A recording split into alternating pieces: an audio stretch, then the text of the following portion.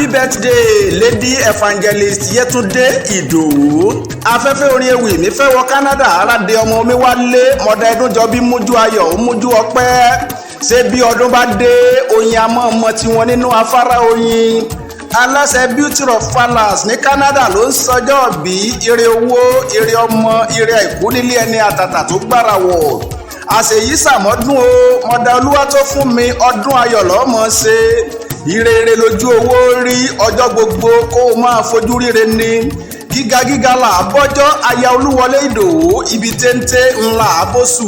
ènìyàn ò ní kú sí ọlọ́run o ò ní rẹ́jọ́ o lágbára olúwa o ò ní mọ sàárè ọmọ. gbogbo tó o bá ń dáwọ́ lé a máa yọrí sí rere ní. ire gbogbo tí ń bẹ lọ́wọ́ rẹ ò ní bọ́ o ò ní bá wọn kí dọ́là kú àtìgbà. mọ̀dá olúwa tó fún mi lẹ̀ ẹni ọba òkè fi sí àánú rán.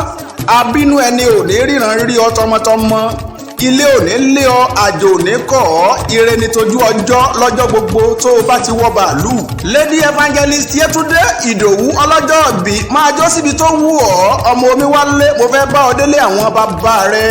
ìwọ lọmọ olùkọ́ àláìlú ọmọ alétéńté jọba ọmọ afàlàlà jóyè èèmọ̀jẹ̀ òpèrè orí ńlá àpàtẹ aṣọ ọrùn ńnì pàtẹ ẹlẹ̀kẹ̀ bèbè ìdí tẹ́ ẹ rí ńlá àpàtẹ ọmọ bíbí ọ̀yádolú nìyí ọmọ amúlé owó ọmọ amúlé ọmọ ọmọ amúlé àìkú tí í ṣe baálẹ̀ lọ́rọ̀.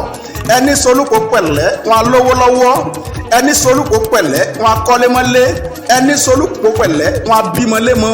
èmi solúkọ pẹ̀lẹ́ ire owó ire ọmọ kó máa bọ̀ lọ́dọ̀ mi ọmọ alétéńté jọba ọmọ afàlàlàjòyè èèmọ̀jẹ̀. lady evangelist Yétúndé Ìdòwú ọlọ́jọ́ bí òní fọdún èyí ṣàṣe mọ́ lágbára tó ń bẹ nínú ẹ̀jẹ̀ Jésù Kristi lèmi Ọlámilékan Ishọla ń pé adùn ni ó gbẹ̀yìn ọ̀rọ̀.